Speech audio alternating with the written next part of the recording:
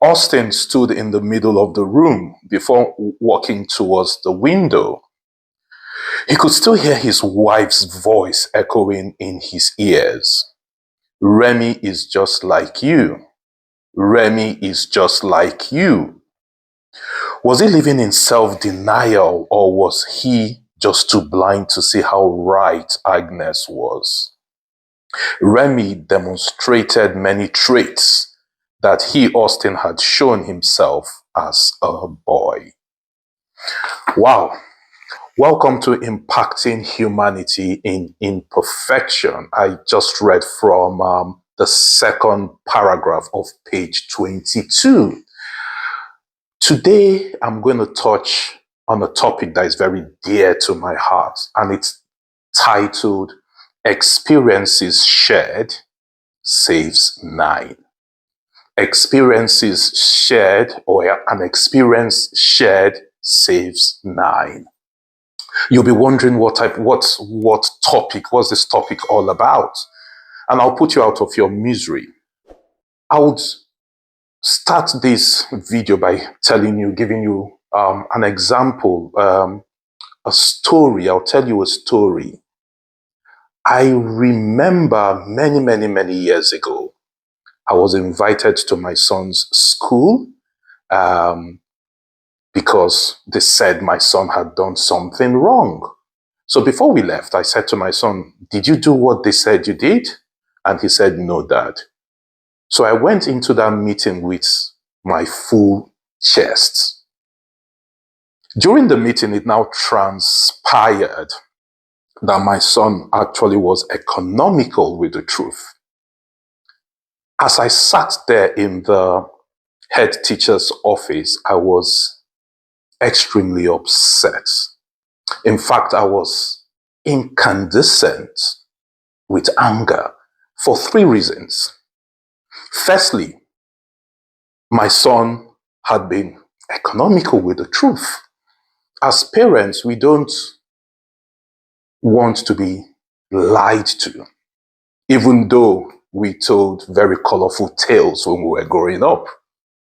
And if I had been in the know, I would have dealt with matters. I would have dealt with the matter differently. Because don't forget, our first instinct as parents is to protect. So I would have dealt with it differently.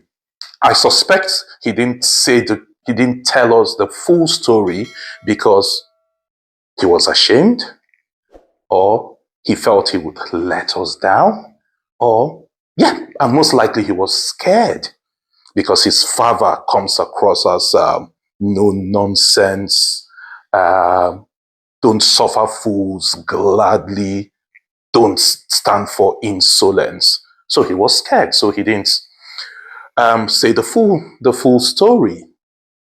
Secondly, I was upset not just with him, but with myself.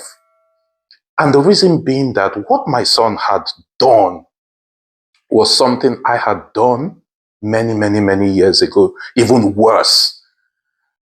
And I sat there saying to myself, if I had had this conversation with my son, and I had told him about the repercussion or the consequence or consequences of my action then, probably we would not have been in this situation. Maybe he would have known better. Thirdly, I sat there more out of embarrassment and self-awareness than being upset. And it just dawned on me that I was feeling, or I must have been feeling, the way my father felt in all those many trips he took to my school because of my truancy. So I felt what he felt.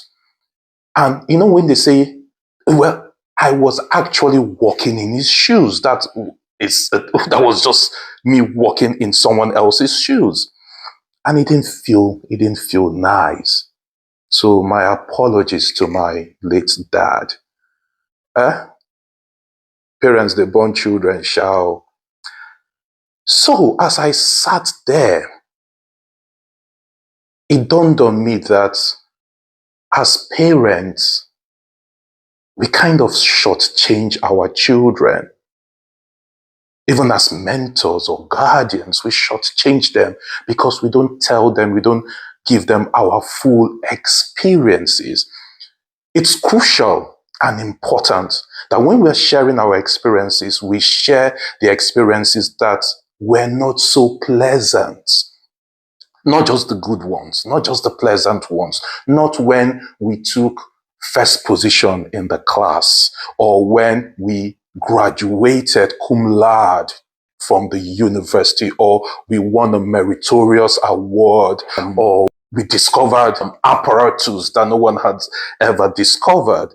Oh no, we must share the not so pleasant experiences we went through. We must share a time when we got it wrong, where we missed the mark, where we fell short, and the consequence or consequences of our actions, because that's how the children learn.